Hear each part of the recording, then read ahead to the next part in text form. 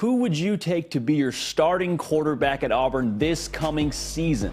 You like Casey Thompson or you like Payton Thorne? Got some intel on that situation as it pertains to what could be on the horizon. The Twitter fingers are going crazy, it sounds like, when it comes to what's going on in Auburn, Alabama. Going to talk about who I would pick. I've already told you, but also going to talk about who it sounds like Auburn may end up picking. Welcome into the Hard Count, the People's College Football Show for every single thing that you and I both know and love about this beautiful sport. We talk about it here every single day. We are live. And Nick, might I just say, no, not going to go there. Not going to do that. Close, but no cigar. We got a lot to unpack. The transfer portal is currently closed. Grad transfers excluded. But there's a lot of names that are currently out there, some that have already found a home, some that will be looking for a home. Going to talk about some of the headliners there. I already told you the Auburn quarterback situation is very, very curious. Casey Thompson visited last weekend after jumping in the portal. And that was kind of a bang-bang thing where he announces in the portal. It feels like hours later he announces or it becomes public that he's going to end up at Auburn. Payton Thorne is sort of hanging in the background now, and I just want to hear from y'all. Who would you rather take as your starting quarterback this coming season, assuming you were picking between those two? Going to break down that situation. Got some analysis for you as well as some intel. College football every single year has a couple of teams that are what I would like to call risers, like teams that sort of come out of nowhere that maybe had a subpar year the year before and then take a 2 to 3 win jump. Who are those teams this coming season? Who's the Tennessee this coming season that we didn't see a year ago? I got a team from every single Power 5 conference for you that is prepared to make that leap. Have a leap year, if you will. There we go, getting a little bit punny on the show. Also, the Tennessee quarterback situation is in very good position, but I just want to address the Twitter quarterbacks. You know the ones I'm talking about. The ones that when it comes to NFL draft time, they sort of speak in a nasally voice and talk about, well, we don't know what he is because he played in Tennessee's quarterback-friendly system. Those are the exact same people that haven't played a down of competitive football and couldn't tell you why it's quarterback-friendly. So we'll break that down. I'll break down why it is quarterback-friendly and what goes into playing that position, in my estimation, at Tennessee. Should be a whole lot of fun. And as y'all know how we do it here, jump into the chat right now. Hit us with your questions. Nick Bragg is off screen right now. I promise you he won't stay that way. And he's going to be fielding your questions. Anything college football. Anything's on the table. Want to hear from y'all. Before we get rolling here, shout out to all the good people listening on podcast. Y'all are hard at work, probably doing expense reports. The example I always throw out there, maybe you're babysitting the kids, throwing in the AirPods for just a minute. We salute you as you're making us a part of your day. Thank you for that. Shout out to everybody tuned in live. Listen, we can't waste too much more time because this transfer portal stuff could end up being dated if we're not quick. All right? So, with that being said, the transfer portal continues to roll on. We've got a lot of people that have already found homes, a couple of names that are starting to be linked to potential destinations, and one individual who I think is potentially one of the best playmakers in the portal right now is wide receiver from Michigan State, Keon Coleman. He made it official. I say official via social media that he is going to transfer from Michigan State. Would imagine the door is slightly propped open for him to return back to East Lansing, though I wouldn't bet on it. Florida State is getting a visit from him this coming weekend. Now for Keon Coleman, that would just be a great situation for him. You have a quarterback in Jordan Travis who's a proven commodity, a team that's on a mission. But for Florida State, what would that mean for them? Because think about adding Keon Coleman to that already really dynamic offense. You got 10'2" tall Johnny Wilson on one side. You got Keon Coleman, who's 6'4", 210, 215. So two skyscrapers on the outside for you. You got Jaheim Bell playing tight end. I already mentioned Jordan Travis. This offense would be even more dynamic this coming season. You know how we feel about this kind of situation. The more weapons you have, the more issues you present for the defense because you can't double cover everybody. You can't double Johnny Wilson and double Keon Coleman, and then expect Jaheim Bell to be taken care of as well. That's just not a reality you can live in. So if Keon Coleman does end up going to Florida State, this would be an enormous get in every sense of the word for Florida State with how dynamic that would make their offense. Also, there is rumblings, nothing confirmed, there is rumblings that NIL is playing a factor with Keon Coleman. We've already talked about that on this show, so I'm not going to rehash it. But if Florida State were to land Keon Coleman, I don't think it's a wildly irresponsible assumption to make that NIL would then play a factor. How about the NIL flex by Florida State if they do land Keon Coleman? I'm just saying, I think that tells us a lot about the situation that's currently going on in Tallahassee with the resources they have. So good for Keon Coleman taking a visit to Florida State. I'm also keeping an eye on LSU here. Nothing official, but the guy's from Louisiana, went to high school an hour from Baton Rouge. Keep an eye on LSU. But again, Florida State getting the visit this coming weekend. Make sure you subscribe to the On3 YouTube channel. We talk ball here every single day. The hard count, as we are live right now on Tuesdays and Thursdays, but we have videos coming out every single day from this platform, from this show. So thanks in advance for that. Okay, Ben Bryant, quarterback from Cincinnati, put 2 good years together there, is coming back home to Northwestern. I say back home because, yes, he's from Chicago, Illinois, played his high school ball there. And the reason why this is interesting to me, Ben Bryant, for a minute there, before Casey Thompson jumped in the portal, was setting the quarterback market. He was the best available quarterback. So we were looking around and saying, is Auburn going to take a chance on him? Is Florida going to take a chance on him? Ends up he's going to Northwestern. Big deal for Northwestern. They were 1-11 a season ago. Needless to say, they have to upgrade that roster. It starts at the most important position with the quarterback position. Great situation for Ben Bryant. Got a chair before the music stopped with the transfer portal in terms of schools that need a quarterback and quarterbacks that are available. And he's going to get a great graduate degree, too. I mean, just to call a spade here, big-time move by Ben Bryant for his life. Big brain move by Ben Bryant. Feels like they have nowhere to go but up, does Northwestern. So adding Ben Bryant to that mix, at the very least, you elevate the talent in that quarterback room. All right. Now, speaking of talent, Sav'ell Smalls, a guy that we have told you about a few times on this very program. We told you there's smoke with Colorado. The former 5-star edge gave his commitment to Coach Prime. He is heading to Boulder, Colorado. Couple of reasons why this is significant. Anytime you have a kid that is graded a 5-star out of high school, it means he has a lot of talent. Didn't necessarily make good on that talent while he was at Washington. It doesn't mean he's not still an extremely viable option for Colorado. And Colorado also, remember what we talked about with them.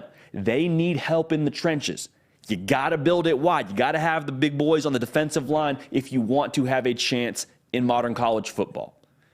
The Pac-12 isn't necessarily the SEC with how critical that is, but if you want to be competitive, the way that Colorado wants to be competitive, you got to be able to have some guys in the trenches get it done for you. So you add a big talent in Sav'ell Smalls. I expect for him to contribute in a very meaningful way for Colorado this coming season. We'll play a lot of meaningful snaps is essentially what I'm getting at there. Now, R.J. Moten, safety from Michigan, is committed to Florida. He was a 4-star player in the 2020 cycle, 10 starts at safety for Michigan in 2022. So R.J. Moten, regardless of how you feel he fit on the depth chart going into 23, this wasn't a guy that was struggling to get on the field or wasn't good enough to ever see the field at Michigan and was just a special teams guy. Started 10 games at safety for a college football playoff caliber team. So R.J. Moten brings experience. He brings an experience at an elite level, having played for Michigan, obviously, in the Big 10. He can help you in run support is, I think, the most intriguing thing about him for Florida. He's about 6 foot, 223 pounds. He can play in the box for you. You can add him in. And y'all know the SEC, smash mouth, physical brand of football being played week in and week out. You're going to need some dudes in the box to be able to get to where you want to go to. He's got 2 years of eligibility left. So not a situation where R.J. Moten's just going to be a placeholder for Florida coming from Michigan. He's going to be a guy that I think you see on the field this coming season and the season after that. So keep an eye on R.J. Moten. He actually had to lose some credits to make this transfer to Florida academically. So that should tell you just about how much he sees Florida as a fit for him and how much he wanted to be a part of what Austin Armstrong is doing with that defense. I'll say this, man. Austin Armstrong, I think he's one of the best recruiters right now, just given his energy, how he presents himself, how young he is. Like, if I had any eligibility left, I've told you I'd play for Shane Beamer, but Austin Armstrong is pretty high up on that list as well for guys that I'd want to talk to if I had any eligibility left to go play college ball. So those are all guys that have some smoke around where they could end up. I just gave you 3 guys that are all committed to different schools. One name that jumped in the portal, and this is not unforeseen, TJ Finley, quarterback who was at Auburn. It looked like for a while they was going to jump in that first portal window, ended up not doing that. And I have a lot of respect for TJ Finley for sticking it out at Auburn during the spring practice, to be real with you. Because in the day of modern college football, you can jump in the portal tomorrow. Well, not literally tomorrow, unless you're a graduate transfer. You can jump in the portal pretty much whenever you want. And the reality is you could go the easier route than what TJ Finley did, is what I'm trying to get at here. Guy with a lot of ability, a guy who never really put it together at Auburn, was named the starter going into this year. And there's a lot of shade probably being thrown at TJ Finley for what he didn't do at Auburn. But when you look at his body of work, the reality is there is now a quarterback who started in the SEC that's looking for a new home. I don't know who'll take a chance on him. I would love to see him go to the Group of 5 level and just be a force. We'll see what happens there. But TJ Finley jumping in the portal as we expected, as you expected as well. And we'll keep an eye on where his potential next landing spot could be. But again, I just have respect for the fact that he stuck it out during the spring practice at Auburn and chose competition instead of choosing to just transfer somewhere else during that first window. A lot of respect for TJ Finley for making that decision.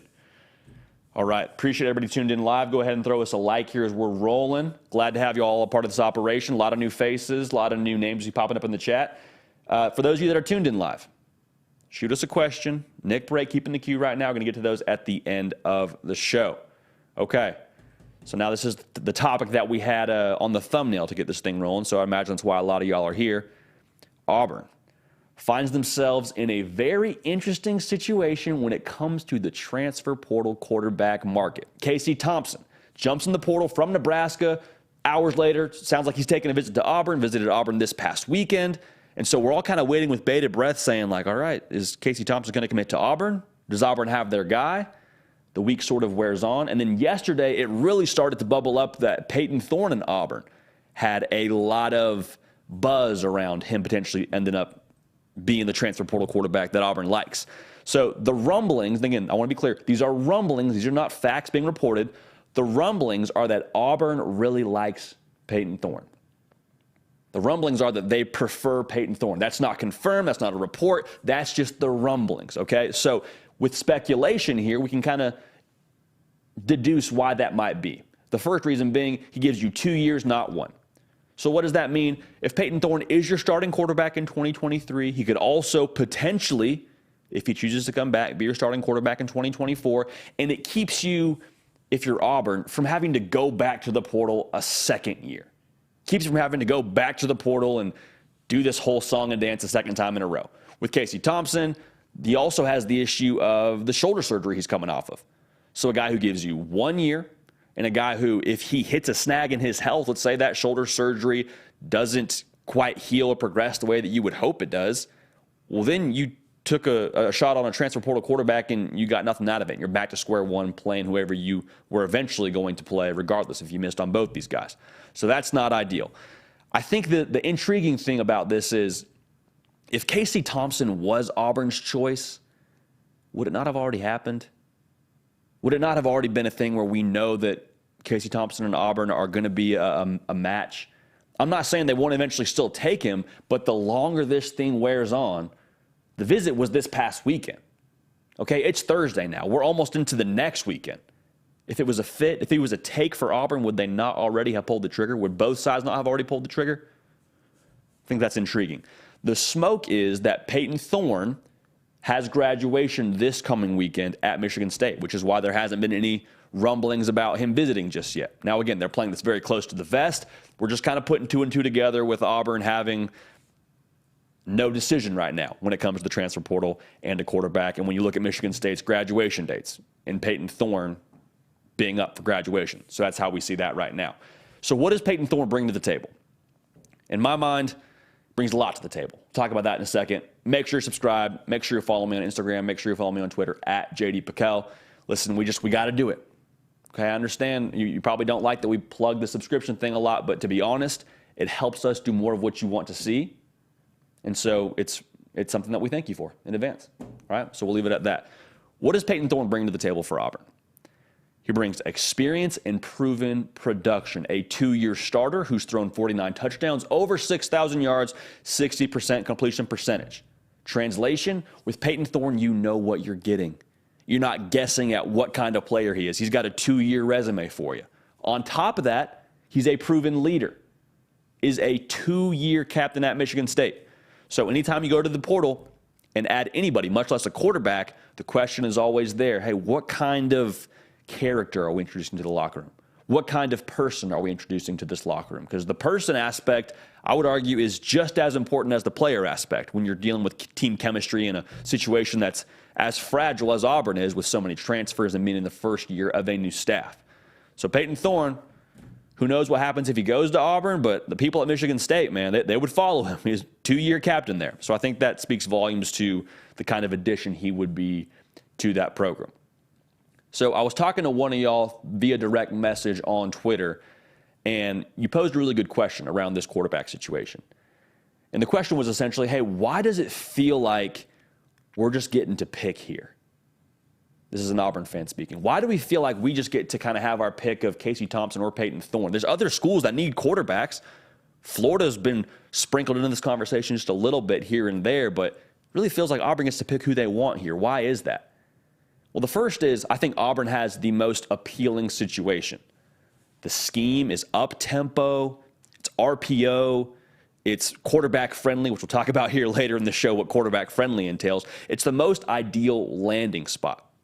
Now, you would hope there's some receiver play that gets elevated, whether it's via the portal or whether it's guys stepping up that are already on the roster.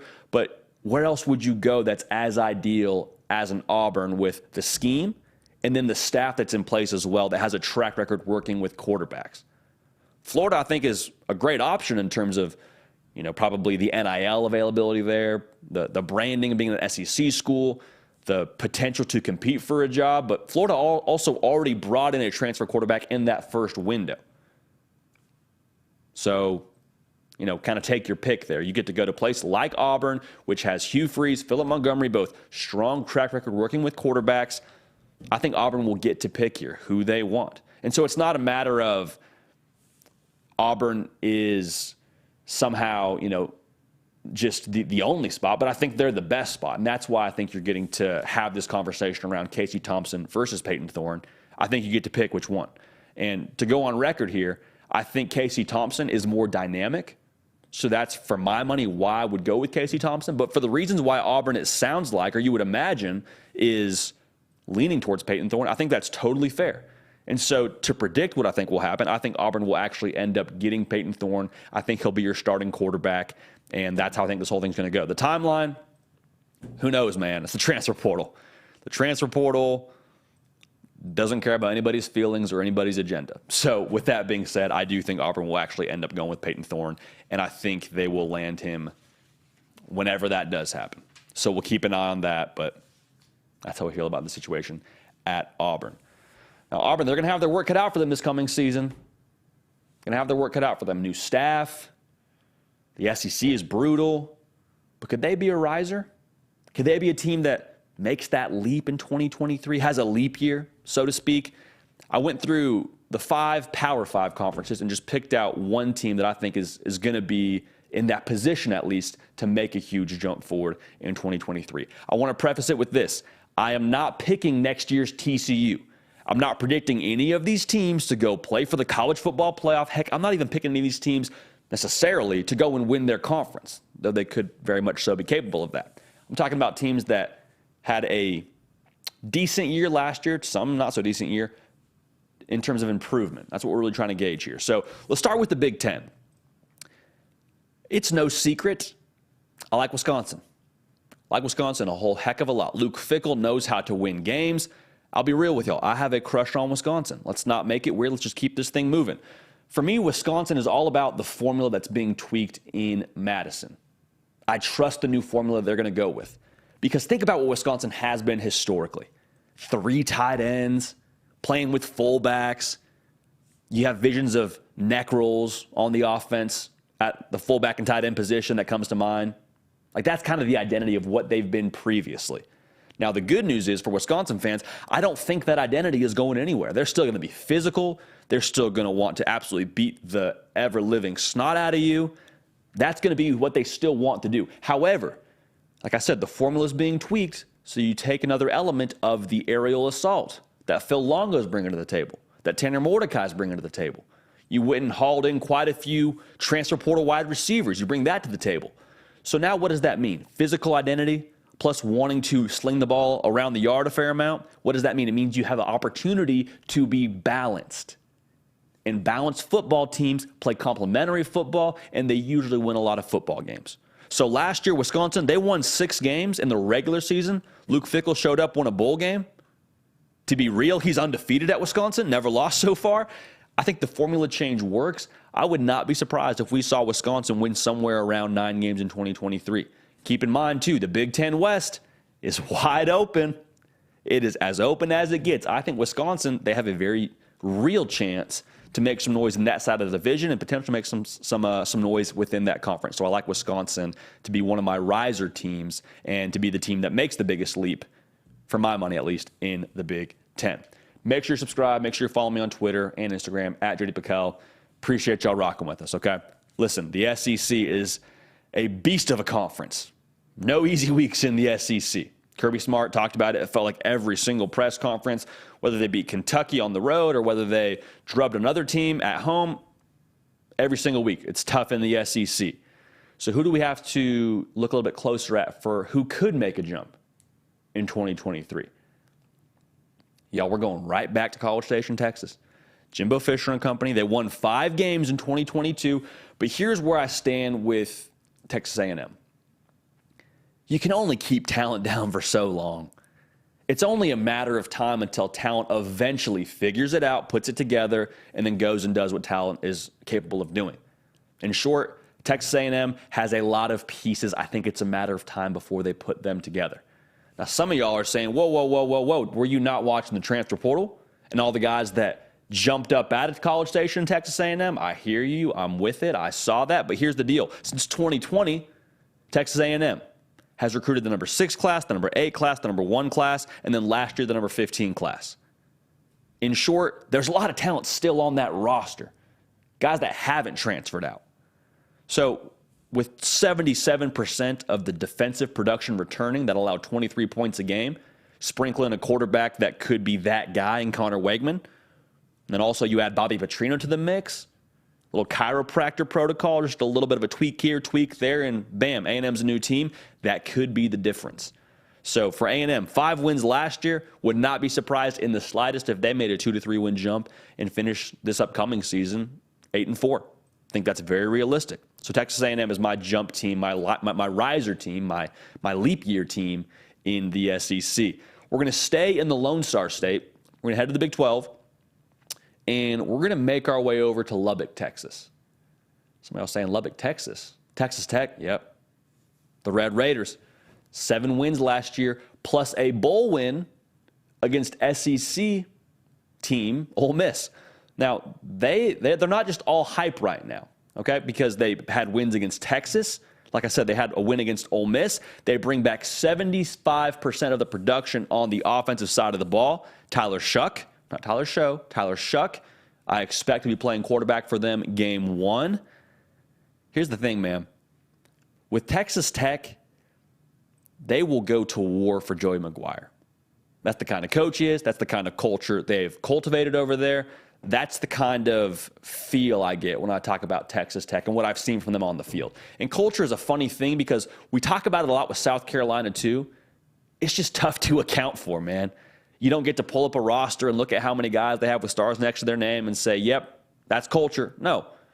Culture, I think, starts with the head coach and then is personified by the team. I think there's a lot of belief right now at Texas Tech. I think they're up to something, and I think we start to see some of those dividends in 2023. Like I said, they won 7 games in 2022. Keep an eye on the Red Raiders. I would not be surprised if we see them compete at least for the Big 12 title. This is one of those teams that I think is very, very sneaky, kind of a sleeper team. We're not predicting it, but I'm just saying keep an eye on them in that Big 12 title race because TCU and Kansas State played for it a year ago. That should show you just how gladiator style that conference is. Also, keep an eye on that Week 2 game. Oregon comes to Lubbock, Texas. There's a lot of smoke around Oregon being a college football playoff team and Bo Nix saying run that back and Dan Lanning building a program. Got to go to Lubbock, Texas. And this Texas Tech team, I'll tell you what, they do not care about whatever's being said about you in the preseason. I'm very excited to see what goes down week 2. Should be a great litmus test for Texas Tech. So for me, they're my riser team within the Big 12. Put on the shades, head out to the beach in Coral Gables. Miami is my riser in the ACC. Now listen, they had 5 wins a season ago. I think it's starting to come together. You look at what they did through the portal, added some key pieces on the O-line. We'll probably play a freshman at right tackle in Francis Mauigoa, who is a 5-star kind of player. I think the pieces now are more in place in Coral Gables. And I'll also say this, let's leave Tyler Van Dyke alone. So many people dogging this dude and saying he's this, that, and the other. Leave Tyler Van Dyke alone, because those same people that are down on him were keeping it zip lips the year before when he was throwing for 20-plus touchdowns and single-digit interceptions. He's proven he can play the position. Now you bring in a new OC in Shannon Dawson, a little more of an air raid approach offensively, some more power concepts, running the football. It's just a matter of time for me, at least, when it comes to Mario Cristobal and his identity and his persona, which is tough, no nonsense, culture, discipline, detail-oriented, all those things that Miami, I think, was still getting acclimated to in 2022. You pair that with the number 15 portal class, I think the jump in record could be paralleled with the progress I think they're going to make from an identity standpoint under Mario Cristobal. Also, the ACC, I know there's a lot of good teams in there. North Carolina's making a run. Florida State's making a run. Clemson, can never count them to be down. And they weren't down last year. They won the whole conference. Could they repeat with a new quarterback? I'm just saying I think that's maybe a little bit more open than folks want to give credit for. And with the talent acquisition they had this past cycle as well, just keep an eye on Miami. I'm just saying that. They had 5 wins a year ago. Again, 2 to 3 wins. I would not be surprised if they were a 7-8 win football team and playing for a bowl game this coming season. I think you expect that if you're in Coral Gables. So this last one was not easy to do. God bless the Pac-12, man. Love the Pac-12. Grew up in Pac-12 country. Grew up going to USC games before we moved to the Southeast. Like I've sort of been all over during my life, but I really got to know college football on the West Coast. And it's hard to pick a team that's going to really make a big jump in 2023 because I think the top of the Pac-12 is really pretty solid. I think USC, Utah, Oregon, Washington, your top 4. I don't see those 4 really budging too much from the upper tier of that conference. So then you look across the rest of the conference and say, well, who could make a jump? Colorado, I feel like, is just inevitably going to make a jump. They won 1 game a season ago. Feels like low-hanging fruit, so we're not going to touch that right now. We've talked a lot about Colorado. But a team that I think could make a jump from 3 wins to being bowl eligible is the Arizona State Sun Devils. They're under new management. Coach Kenny Dillingham, I believe, is one of the youngest, if not the youngest, head coach in college football. And they got 27 new transfers. 27 new transfers. We talk a lot about Colorado and them flipping over the roster. How about Arizona State flipping over the roster? We won 3 games last year. Not good enough. Knock it all down. Rebuild the foundation. Let's roll. I think it's very realistic to assume they could go from 3 wins to 6 wins. Now, Drew Pine, you remember Drew Pine? He was at Notre Dame, hit the portal, now with Kenny Dillingham at Arizona State. I expect him to be your starting quarterback. I'm curious to see how quickly this all comes together. Because, again, I don't think there's going to be anybody making a play here for the Pac-12 title from Tempe, Arizona, but just keep an eye on Arizona State. Could be a subtle but pretty substantial improvement for them when it comes to win total. So my riser teams, for those of y'all keeping track at home on the bingo card, in the Big 10 we got Wisconsin, the SEC we got A&M, in the Big 12 we got Texas Tech, in the ACC we got Miami, and in the beautiful conference that is the Pac-12 we got Arizona State. Let me know your riser teams too. Jump in the chat right now. Get at me. Who is the team that you're expecting to potentially take a big step forward in 2023? I'm not asking for your college football playoff teams. I don't want to hear about who's winning the conference title. Just who's a team that is going to make a big jump in the 2023 season. Shout out to everybody on podcast too, man. I'm telling you, we love you on podcast. I wish we could involve you on the chat somehow. That would be like a perfect world. But the reality is only YouTube has the chat feature, and we're not live on podcast. That's why it's a podcast. So what can you do? All right. We got to do it here. It's never fun, but we got to do it. Twitter is a beautiful place. I love Twitter. Twitter is hilarious, but Twitter is also full of Twitter quarterbacks. Y'all know what I'm talking about? It's people that, whether they have a blue check mark or not next to their name, like to sort of spout off takes about things that are X's and O's related in college football, and they like to break them down without having too much of an authority on those topics or having ever really played the game. And one most recent example we got of that was Hendon Hooker getting ready for the draft, and you have a lot of people going to the Twitter fingers. Keyboard's hot. Twitter fingers are dancing, saying, yeah, but he played in a quarterback-friendly offense. And that was kind of the voice that I would read those tweets in. Yeah, quarterback-friendly offense, that's not going to translate. And it was not enormously incorrect in saying it's a quarterback-friendly offense, but the shade that was being thrown, talking about translating to the NFL and essentially trying to discredit guys like Hendon Hooker and trying to discredit what Joe Milton or Nico Iamaleava could be getting done in 2023. So we just had to address it right here. Let's break down the offense just a little bit. Quarterback-friendly, not an untrue statement. It is a quarterback-friendly offense because when you watch Tennessee on tape or you watch their broadcasts, they play with a lot of spacing.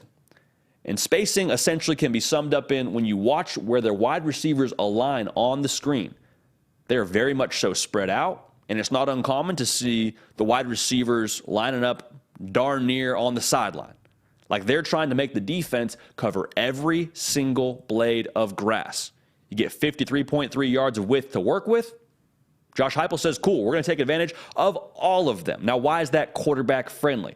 Well, it gives the wide receivers more real estate to work with. Again, the DB has to cover more space. In addition to that, more space means what? More room to get open and more space to throw the football. So if you're an NFL scout watching these guys get open, saying he's not fitting that in the window, yeah, because Jalen Hyatt's super freaking fast, and Buddy playing corner or Buddy playing slot corner or safety, whatever you want to call it, you just can't stick with him. So when that happens, it makes for nice throws and explosive plays and touchdowns. So the spacing piece of this is one of the reasons why people like to throw the term quarterback friendly around Tennessee's offense. The other piece of this is probably the more well-known part of what Tennessee does. They go fast. Up-tempo, no huddle, hurry up, whatever kind of label you want to throw on it. They're snapping the football right around every 20 seconds. So what does that do to a defense? Why is that quarterback friendly? A couple of things. One, the defense gets tired. It is hard to be in position when you are tired. It is hard to have all of your competitive juices at maximum level and all your attributes maxed out when you're huffing and puffing because Tennessee's running a whole heck of a lot of plays. The other thing that does to a defense, it is hard to be organized when the offense is going so quickly. You know what I'm saying. You wake up late, the alarm was supposed to go off 10 minutes ago and it didn't, and you're rushing around and you forgot your keys. Why? Because you're not organized. It's hard to think clearly when things are happening so quickly. Another advantage for the offense. This is perhaps the most unsaid piece of this when it comes to Tennessee going so quickly. As a defense, man, you're stuck. What I mean by you're stuck, I mean you're stuck in that personnel grouping until you either call timeout or Tennessee decides to substitute. So for Tennessee, if we run a play that we like and we see that you have too many big dudes on the field, maybe you have an extra backer in there or extra defensive lineman in there to try to stop the run. Well, guess what happens? We go up-tempo, and that big boy has to stay on the field. And then we can call some more vertical plays because you have less players to defend what we like. Okay, so again, you're either getting just absolutely exhausted or you have to call timeout because you're prisoner to what Tennessee wants to do offensively at that point in time, the beautiful part of the up-tempo offense. Okay, so all of these make for better execution for the offense. Really quickly, though, shout out to everybody watching live. Make sure you're subscribed to the On3 YouTube channel. Make sure you follow me on Twitter and Instagram, at JD Piquel. Tennessee fans, we love y'all and appreciate y'all for that. So as I was saying, all of these elements make for a higher percentage of execution for the quarterback, but also here's why they say quarterback friendly for the up-tempo piece. It makes for an easier picture because you don't get the luxury of disguising blitzes and trying to misalign guys and trying to be tricky with your defense when we're going so quickly. So as a quarterback, when you can't be tricky with your defense, I can just process what I see. I can kind of take it at face value. It's an easier picture for me to read pre-snap. I don't have to worry about that corner blitzing more likely than not because you don't have time to get that signal in or you don't have that check necessarily built in when we're going up tempo. Just not a good way to live. You can do it, but it's a little bit risky. And again, easier picture for us to diagnose as the offense. Now, Tennessee also, for all of the branding around them being potent and up-tempo and air it out and all the stats that Hendon Hooker put together, and Jalen Hyatt, I think, just scored another touchdown in Knoxville against Alabama, they run the football. That's what Tennessee does, man. They're a run-first operation. They ran the ball 55% of the time last year. They want to pound the rock. That's the other thing that comes into Tennessee being a quarterback-friendly offense. When you run the football effectively, then the defense has to commit more resources. Tennessee fans are not going to like hearing this, but that's why Georgia was able to beat Tennessee. Because Georgia was able to, one, just play more honest in the trenches. They didn't have to commit extra resources. They were able to win the line of scrimmage. And then on the back end, they had guys that could have a better percentage chance of hanging with those receivers at Tennessee. So what I'm trying to tell you is, as a quarterback, if we're running the ball well, those safeties and those other defenders on the back end, then they have to start deciding, okay, do we want to play the pass or play the run? The DC is probably saying, listen, if we lose, it's not going to be because they ran for 300 yards on us. You better go help in that run game. So the safety says, all right, I'll go help them out, coach. And then Joe Milton or Hendon Hooker or whoever's back there starts rubbing their hands together and saying, all right, you want to come play in the box, that's fine, but look behind you. A lot of green grass. A lot of green grass for my guys to go and make some plays for. So running the football also factors into Tennessee being a quarterback-friendly system, okay? So spacing, pace, they pound the rock. All three things that make for quarterback-friendly. The NFL shade comes from, well, listen, in the NFL game, the hashes are different, right? Hashes are closer together.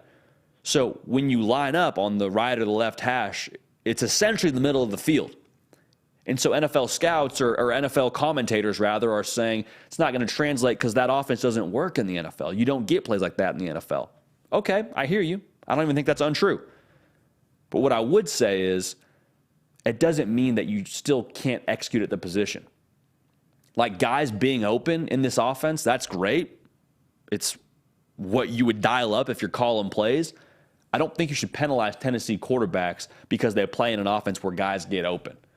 I also want to make sure that we're not docking these guys because I don't think this translates to any less ability from these quarterbacks. You still got to hit open receivers. You still have to get us in the right play. And I'll tell you what, when you're snapping the ball every 20 seconds, you better have your head on a swivel. You better be dialed into what we're doing offensively. You better be dialed into what the defense is doing, because with how quickly we're going, the margin for error starts to shrink. So to insinuate that just because of the offense these guys are playing in, that they don't have the ability of some of these other guys, I just think it's untrue. So Twitter quarterbacks, the ball is now in your court to respond. Tennessee's offense is, in fact, quarterback-friendly, but you should not think any less of these Tennessee quarterbacks for playing in it. So that's that. Mic drop really quick on that. Now, we're about to get to your questions here in just a second. Want to talk about it? So get in the chat right now. Nick Brake, holding it down, keeper of the queue. Let us know your questions. Anything college football related, anything not college football related as well, honestly. Want to hear from y'all. Seen the hashtag AskJD in there a couple of times. We appreciate that. That's great, but also not mandatory. Before we get into that, though, got a couple of thoughts on this college football playoff format, because that has essentially been released. It's going to be here in 2024. You know my feelings on expansion, so we're not going to dive into that too deeply. The thing that stood out to me when I looked at this college football playoff setup, only having the first round of these games at home is interesting. I'm not against it, but I think it's interesting. Because if I'm one of those teams that gets a bye, one of those 1 through 4 seeds, I'm saying, okay, so I'm one of the top 4 teams in college football. I did my thing during the regular season, and I get a bye, and that's it. I'm just curious to see how long it takes for us to move the second round of these games to having home field advantage. Because when we get a semifinal game or any kind of college football playoff game in Tuscaloosa, Alabama, or in Athens, Georgia, and have it be past the first round, that would be exciting. I think that's a matter of time before that happens. So something to keep an eye on. We'll talk about that college football playoff format if y'all want to, honestly, as we move on here. But just curious to see if we don't see a little bit of a tweak here in the next couple of years with home field advantage existing in other rounds, not just the first round of the college football playoff. So that's our thoughts on that. All right. Now's the time. Got to get to y'all's questions, thoughts, and concerns around the beautiful thing that is college football. So to do that, you know the drill. Pride of Owensboro, Kentucky. Bills Mafia member. Nick, heavy lifter break. Nick, how we doing? Good man. JD, I've got a question for you. Hit me. I'm going to start the questions. I'll get to everyone's, don't worry. But I was going to ask, you're the huge Hendon Hooker guy. Does it worry you that he's already 25? You know, that's a good question. He's not a young NFL quarterback. That's a good question. I don't get enormously worried about that because 25 is obviously still young-ish. Would you like him to be younger? Definitely, because, I mean, in that way, you just have a longer shelf life. I think there's two sides of it. One, he's going to be more mature than the average Bear. He's seen more. He's lived longer. He's probably a little bit more on the mature side of things. So I know when I hand him his first NFL contract, I feel a little bit better about how he's going to utilize that money as opposed to my man who's 22 years old and he just got some money and now life is good. Like, I'm not throwing shade at anybody. That's just the way that I feel about it. It doesn't overly concern me. Yeah, I think that's just the best way to say it. It doesn't overly concern me. Would like him to be younger, but it's not a reason why I wouldn't draft him. I don't think if Hendon Hooker were to be healthy and not sustain the injury, I think he would have been a first-round pick, and I don't think the age would have kept him from that, Nick. Man, I'm going to tell you, I was shocked. I know you're not an NFL guy. I was shocked when the Titans picked Will Levis instead of Hooker. I thought it was just meant to be. But anyway, we'll get to everyone else's questions. First one, I love this question. We'll kind of go from the most recent, make our way to the old ones. Kay, who is a frequent viewer, which new conference team will have the better year? I love that question. That's a very good question. So new conference team, I'm assuming, is relating to the Big 12? Yes. Okay. Big 12 or AAC, you know, or North AAC. Texas. That's very FAU fair. Going there. You know, Nick, a team that I almost put on there as one of the risers was UCF. I love John Rice Plumlee. I love Gus Malzahn. They're now recruiting with some branding power with the state of Florida behind them as one of the Power 5 teams. Like, I think they're a team that probably has a higher ceiling as we go on and they get into that recruiting base a little more heavily. But I'm telling you, man, I think UCF could make some noise. I'm excited to watch them. BYU's also a team that I'm watching. So now I'm just kind of naming all the Big 12 teams. But if I had to pick one there, I'm saying UCF because of what they have at quarterback and the maturation of John Rice Plumlee and Gus Malzahn's offense. I think that's a really good marriage, and I think they'll take a next step this coming season. Man, H-Town Creole always has to come for me. Have you ever heard of Kurt Warner? I have heard of Kurt Warner. That's a 1 in a million.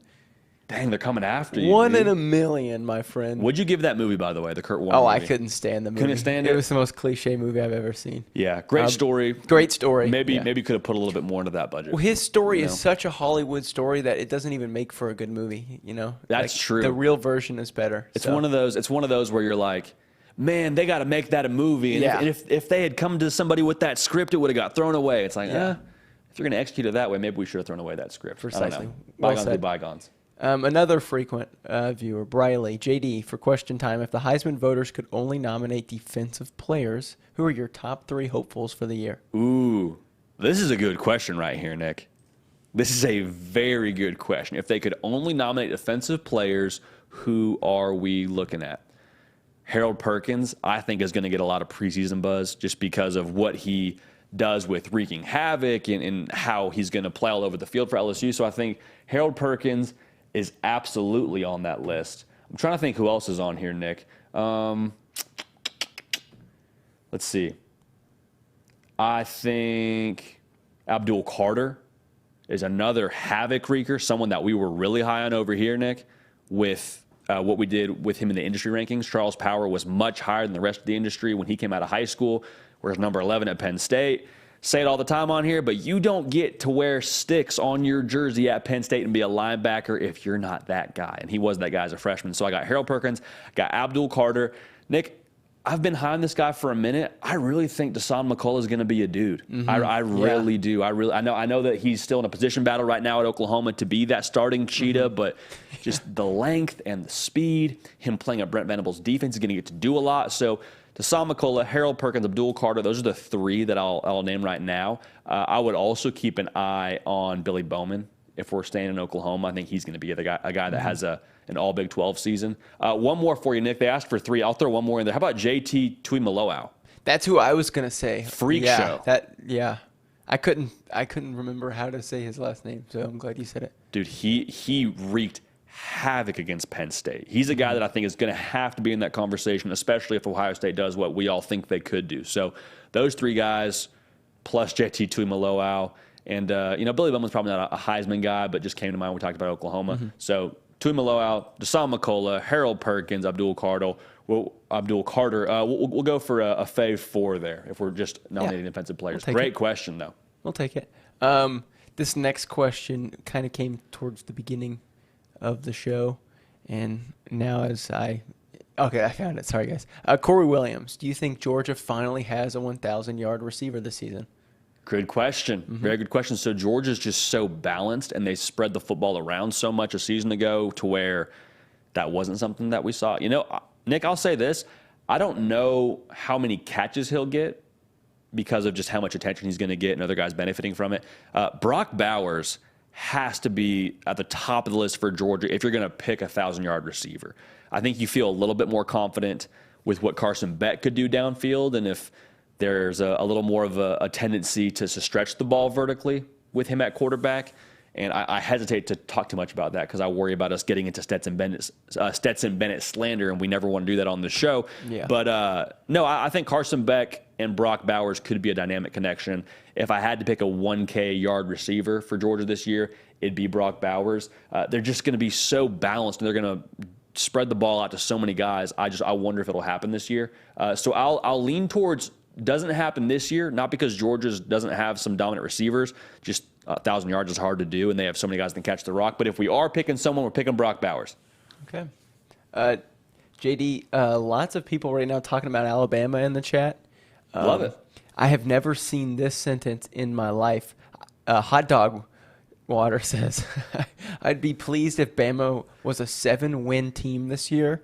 And then, everyone's talking all down on Nick Saban, which is always a dangerous bet. But that goes to my next question. Randall Daughtery, do you think Tennessee has a better chance of beating Bama on the road or Georgia at home? It feels like an easy, answer, but then you kind of give it a little thought. Yeah, Bama on the road has to be your answer here. And I think we got some Bama slander, Nick, for the good folks in Auburn, Alabama that are tuned in here with us talking about their quarterback market. So fair, more power to y'all. I think Tennessee probably has a better chance of beating Bama. I mean, Nick, we really don't know what they're going to look like offensively. I mean, we kind of have a gauge for what they could look like. We think we know what they might look like at the quarterback position, but Tyler Buckner, good, not great at Notre Dame.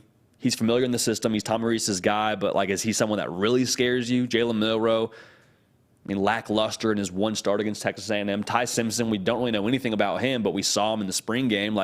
None of those guys strike fear the way that Bryce Young did a season ago.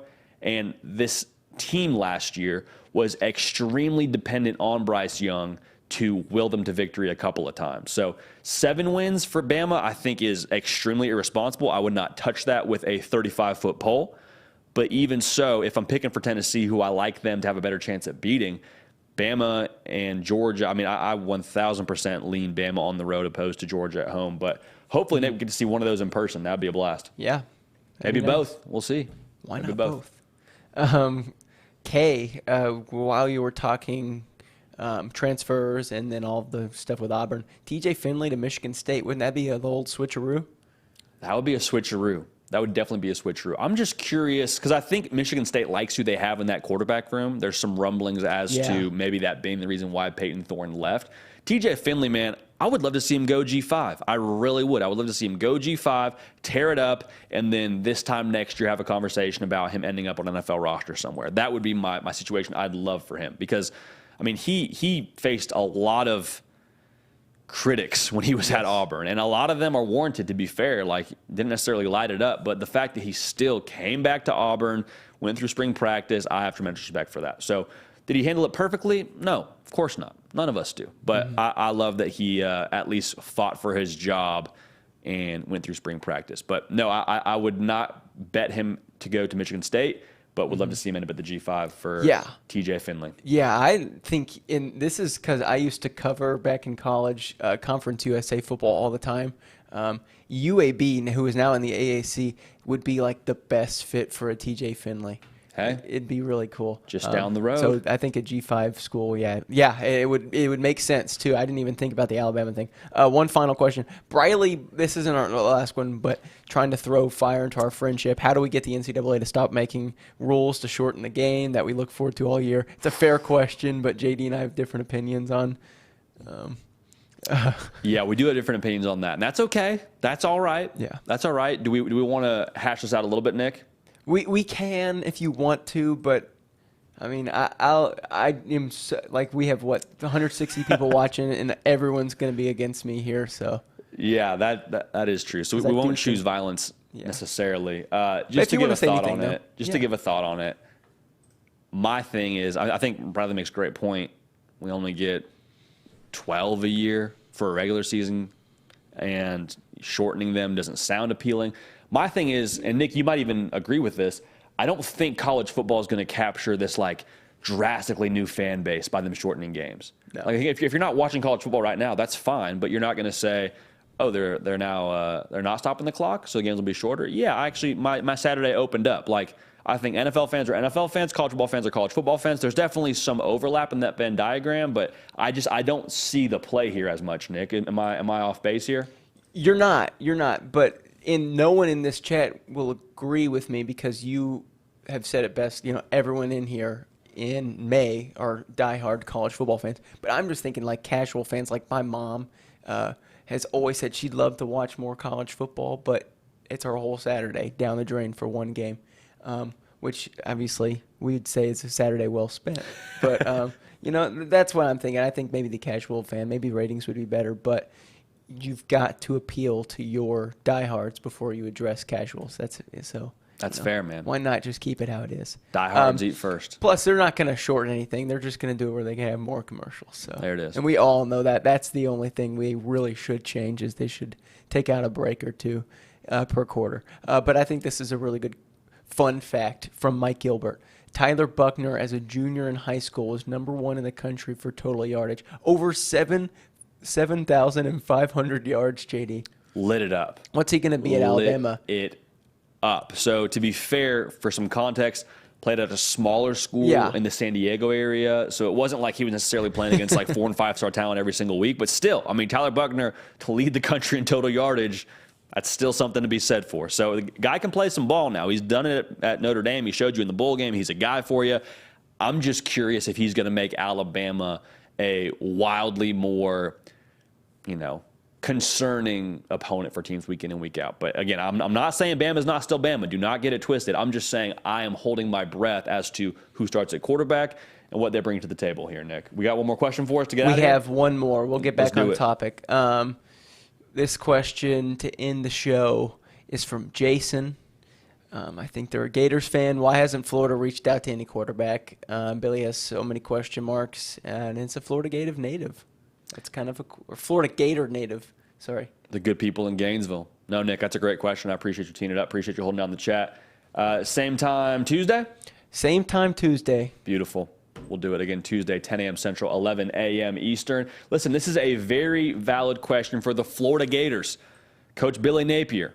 Nick said it from the chat. There's some question marks around him with this quarterback situation. Now, I have tried to be out as in front of this as humanly possible. It's been 1 year. It's been 1 year in a spring football season. The microscope is locked in Gainesville, so it's very difficult for us to not live moment to moment with Billy Napier. When it comes to the quarterback position, I think a lot of it's been hush-hush, and I think a lot of it's been hush-hush for a reason.